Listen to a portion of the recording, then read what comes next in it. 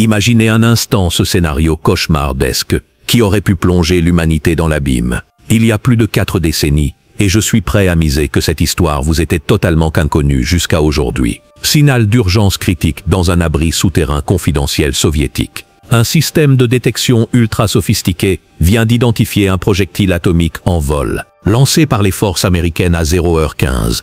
Il file droit vers le territoire russe comme une flèche empoisonnée. Le responsable de cet abri clandestin porte une charge écrasante. Avertir sans délai sa hiérarchie pour déclencher une contre-attaque massive. À cette époque, l'Union soviétique aligne des milliers de charges nucléaires en état d'alerte permanente, parmi lesquelles la légendaire Tsar Bomba. Cette monstruosité explosive équivalent à environ 3800 fois la dévastation d'Hiroshima, capable de rayer des régions entières de la carte en un éclair. De leur côté, les États-Unis disposent d'un arsenal colossal de plus de 23 000 ogives, suffisamment pour anéantir la Terre à plusieurs reprises, transformant n'importe quel conflit en apocalypse totale. Et cet officier, au cœur de ce vortex de tension, en est parfaitement conscient. Son nom, Stanislav Petrov, lieutenant-colonel aguerri des forces armées soviétiques. Cette nuit fatidique, le sort de billions d'êtres humains pèse lourdement sur ses décisions. S'il classe l'alerte comme une illusion technique, aucune riposte ne sera lancée. Mais s'il la valide comme authentique, les silos s'ouvriront, et ce sera le début d'une 3e guerre mondiale, un chaos irréversible. Il dispose d'à peine 60 secondes pour trancher. Les Américains ont-ils vraiment osé presser le bouton? Ou s'agit-il d'une défaillance interne au réseau soviétique? Une bévue, une hésitation fatale, et notre planète familière se murait en un paysage calciné, comme ces images apocalyptiques de villes en ruine que l'on voit dans les films de science-fiction. Visualisez cela, un monde post-nucléaire, gris et silencieux. La tragédie aérienne du 1er septembre, un prélude glaçant. Remontons de 25 jours exactement avant cet épisode pivotal. Le même complexe fortifié entre en mode panique maximale, mais pour une menace bien différente cette fois-ci. Un orbiteur soviétique capte une violation flagrante de leur espace aérien interdit. Une zone ultra sécurisée, où aucun intrus n'est toléré. Un appareil volant non identifié surgit sur les radars. Clairement un engin de reconnaissance hostile qui doit être neutralisé dans l'instant. L'information fuse vers l'aérodrome le plus proche. Immédiatement, des chasseurs intercepteurs Su-15, ces bolides supersoniques fraîchement déployés et fiers de la technologie soviétique, s'élèvent dans les cieux nocturnes. Les instructions sont limpides et impitoyables. Localiser, approcher et abattre sans tergiverser. Pourtant, la vérité est bien plus cruelle et inattendue. Ce supposé avion d'espionnage n'est autre qu'un vol commercial régulier, un imposant Boeing 747 de la compagnie Korean Airlines, décollé de New York avec pour destination finale Séoul. À bord, 269 âmes innocentes, des familles coréennes en voyage, des hommes d'affaires américains, des touristes, tous confiants dans un trajet banal au-dessus du Pacifique. Mais un dysfonctionnement sournois de l'autopilote a progressivement dévié l'appareil de sa trajectoire prévue, le propulsant inadvertemment au-dessus des vastes étendues sibériennes de l'URSS. Les pilotes à la barre finissent par s'en apercevoir, alertés par des anomalies de navigation, mais le mal est fait. Les chasseurs soviétiques fondent déjà sur eux comme des ombres menaçantes dans le ciel étoilé. Écoutez bien cette voix enregistrée, celle du major Gennady Osipovitch, pilote chevronné aux commandes. Armé jusqu'aux dents de projectiles R-98 de Kaliningrad, il hésite pourtant à appuyer sur la gâchette. L'appareil dans son viseur ne correspond en rien à un prototype espion furtif. C'est un géant civil au hublot illuminé, avec ses ailes commerciales reconnaissables. Il tente désespérément d'entrer en contact radio, hurlant des appels sur les fréquences internationales standards. Mais le Boeing reste muet, peut-être à cause d'une erreur de canal ou d'un brouillage involontaire. Frustré, Osipovitch tire un missile d'avertissement près de l'avion pour forcer une réaction, comme on secoue quelqu'un pour le réveiller d'un sommeil profond. Rien, silence radio total. 7 minutes s'écoulent dans une tension palpable, puis la chaîne de commandement supérieur tranche. Feu à volonté. L'explosion est cataclysmique. Le 747 se disloque en plein ciel, ses débris enflammés pleuvant comme une pluie de feu sur l'océan. Les 269 passagers et membres d'équipage périssent instantanément, leur vie fauchée en un clin d'œil. Quelques heures plus tard, les ondes internationales diffusent le nouveau choc, provoquant un tollé mondial. 5 jours après, Moscou finit par reconnaître les faits. Oui, ils ont descendu un avion civil. Selon leur version officielle, toutes les indications pointaient vers une mission d'espionnage déguisée. justifiant une réponse ferme. Nous sommes en plein apogée de la guerre froide, une ère où les essais atomiques s'enchaînent à un rythme frénétique des deux côtés de l'Atlantique, où chaque camp anticipe l'escalade fatale avec une peur viscérale. Mais attendez, la suite va vous révéler les connexions troublantes. À ce stade, le lieutenant-colonel Petrov s'apprête à entamer sa garde nocturne dans un climat chargé d'électricité, où chaque bip d'ordinateur pourrait signer la fin. Le jour décisif, une nuit qui a failli tout changer. Petrov franchit les portes blindées de l'installation ultra-secrète de Serpoukov 15, ce hub névralgique dédié à la veille permanente contre les assauts atomiques. Imaginez ces structures sphériques blanches, nichées dans la toundra enneigée, comme des yeux vigilants surveillant l'horizon invisible. Avec 11 années de service impeccable au compteur, il assume aujourd'hui le rôle de commandant en chef pour cette équipe de 80 opérateurs dévoués. Mais voici un détail crucial que je ne vous ai pas encore dévoilé. Petrov n'était pas du tout prévu pour ce poste cette nuit-là. Par un concours de circonstances hasardeuses, il a simplement accepté de dépanner un camarade absent, se retrouvant propulsé au centre des opérations par pur accident du calendrier. Pas de quoi s'affoler, penserez-vous.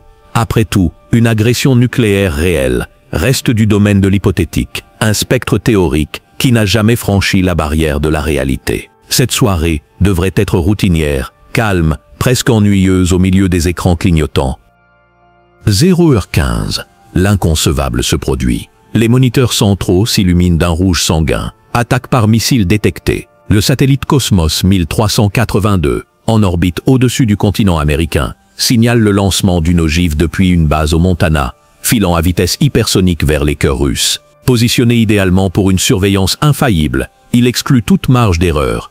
Petrov exige une vérification optique immédiate, mais le crépuscule enveloppe la zone, rendant les caméras satellitaires aveugles dans l'obscurité grandissante. Puis, un nouveau flash. Probabilité extrême confirmée. Le bunker entier retient son souffle.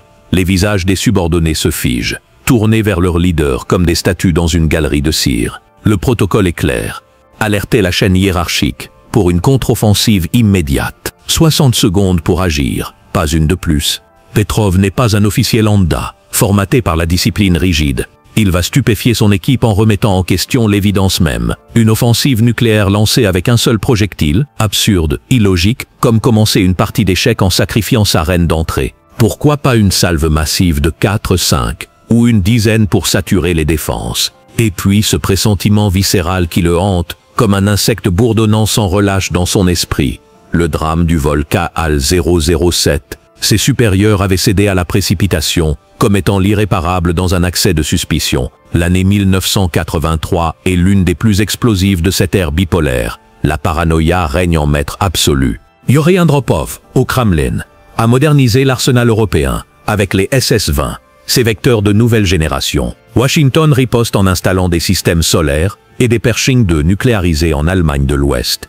Ronald Reagan pousse l'audace jusqu'à lancer l'exercice Ableherscher 83, une simulation d'envergure inédite mimant une escalade réelle, pour Andropov, un camouflage parfait à une frappe imminente. Il ordonne alors l'opération Ryan, mobilisant le KGB pour traquer le moindre signe d'attaque US. Tout cela culmine en quelques mois, et voilà qu'une alerte surgit maintenant.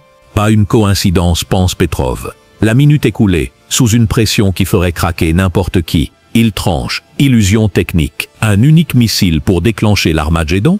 Incohérent au possible. Ce ne peut être qu'une anomalie logicielle, un glitch dans la matrice. Soudain, un second signal, puis un troisième, quatrième, cinquième, 5 ogives en tout.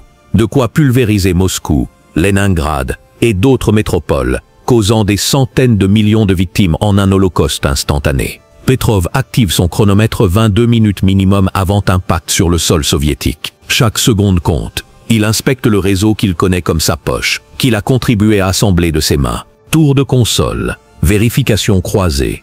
Rien à signaler, tout semble parfait. Il interpelle ses troupes. La voix ferme malgré le chaos intérieur. Vos postes confirment-ils? Réponse affolée. Oui, tout est opérationnel. Dans 17 minutes, des champignons atomiques pourraient s'élever au-dessus de la Mother Russia. Pourtant, son sixième sens hurle l'impossible. Qui lancerait une guerre sans vainqueur concevable, où la mutuelle assure destruction MAD garantit l'anéantissement total. La civilisation entière réduite à des cendres radioactives. Pour quel gain? Le manuel exige, loguer l'incident, Contactez le haut commandement pour valider la riposte. Les opérateurs, suants et tremblants, guettent son signal. Petrov sent la folie le gagner. Technologie de pointe contre instinct humain. 12 minutes depuis le lancement. Sa dextre serre le micro pour coordonner l'équipe. Sa sénestre effleure le combiné rouge. Immobilité totale.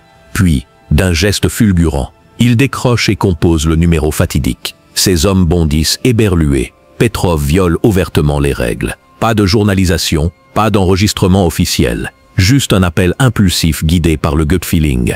Il repose le combiné, recule, le cœur battant la chamade. Le doute le ronge. Les minutes suivantes s'étirent comme des heures infinies, les plus interminables de son existence. S'il a vu juste, la paix persiste. S'il s'est fourvoyé, des cités entières s'évaporeront, et l'URSS, prise au dépourvu, ne pourra même pas venger ses morts. Avec son équipe, il scrute les flux vidéo nationaux, les radars terrestres, les stations d'écoute. Rien. Pas la moindre détonation. Pas un flash à l'horizon. Les soldats, médusés, réalisent l'impensable. Leur chef a défié la science, le protocole, et sauvé l'humanité d'un cataclysme nucléaire. Pas grâce aux machines infaillibles, mais par la seule force de son raisonnement humain, ce fil ténu entre logique et intuition. Rentré chez lui dans l'anonymat le plus total, il garde le silence absolu, ni à son épouse, ni à ses 2 enfants. Le monde ignore son existence, pourtant sans lui, ces lignes que vous lisez n'auraient jamais été écrites. Les révélations et les répercussions amères. Un héros dans l'ombre. Que s'est-il réellement passé pour qu'un système aussi avancé soit trompé? Le satellite en poste au-dessus du Montana a été victime d'un phénomène optique rarissime. Au moment précis, le soleil couchant a généré des reflets intenses sur des formations nuageuses hautes et inhabituelles. Un mirage atmosphérique, comme un faux soleil dans un désert arctique. Ces échos thermiques ont surchauffé les senseurs infrarouges, les faisant interpréter des pics de chaleur comme des plumes de lancement de missiles balistiques. Erreur fatale, mais évitée de justesse. Le matin suivant, Petrov est sommé de comparaître. Ses supérieurs, furieux, le bombardent. Pourquoi ignorer les procédures? Enregistre tout pour que nous jugions. Avec un sarcasme teinté d'humour noir, il rétorque. J'avais le talkie d'une main, le téléphone de l'autre. Comment noter avec les bras occupés? La blague masque une tempête. L'incident humilie le Kremlin, qui enterre l'affaire sous des couches de secret, dégradé sur le champ. Petrov est éjecté de l'armée en 1984. Sa vie bascule dans le tragique. Installation à Friazino, banlieue misérable près de Moscou, boulot précaire, taxi clandestin, vigile dans un supermarché au rayon clairsemé, pension misérable, à peine 100 € mensuels. Même un portable basique est hors de portée. L'alcool devient un refuge contre le désespoir croissant.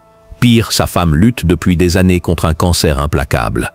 Elle s'éteint à la fin des années 1990, laissant un vide abyssal. À ses enfants, il confiera amèrement. « J'ai sué sang et eau toute ma vie. Jamais je n'imaginais clore le chapitre dans une telle indignité. Pourtant, le destin réserve une lueur. 1993. Chute de l'URSS. Un ex-collègue lâche la bombe dans un journal obscur. La famille découvre, puis le globe. Choc planétaire. Les médias affluent. Reportages, films documentaires disséquant son acte. Lettres par milliers, surtout des États-Unis. Merci d'avoir épargné nos enfants. Reconnaissance tardive. 2004. Titre Homme qui a préservé l'humanité par l'Association des citoyens du monde. 2006. Tribune à l'ONU. 2013. Prix de Dresden pour la paix. Journaliste du monde entier, mais zéro russe. Moscou étouffe, voisins ignorants. En 2025, toujours pas d'aveu officiel des forces russes, malgré les tensions actuelles.